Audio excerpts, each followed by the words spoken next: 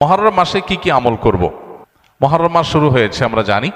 মুহররম মাসের সবচেয়ে গুরুত্বপূর্ণ আমল হলো বেশি বেশি নফল রোজা রাখা।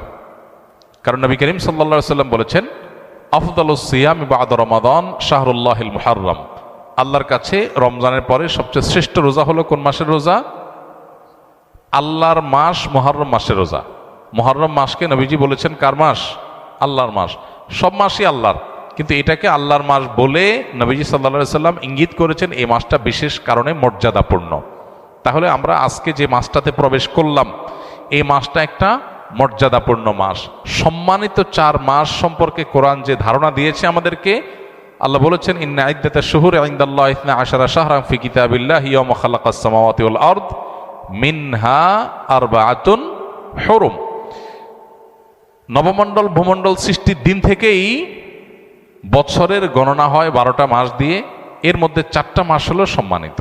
এই যে 4টা মাসকে আল্লাহ সম্মানিত বলেছেন, এই 4টা সম্মানিত মাসের মধ্যে একটা হলো মুহররম। বরং 4টা সম্মানিত মাসের মধ্যে সবচেয়ে বেশি সম্মানিত যেটা, সবচেয়ে শ্রেষ্ঠ মাস যেটা, সেটা হলো কোন মাস? মুহররম মাস। এজন্য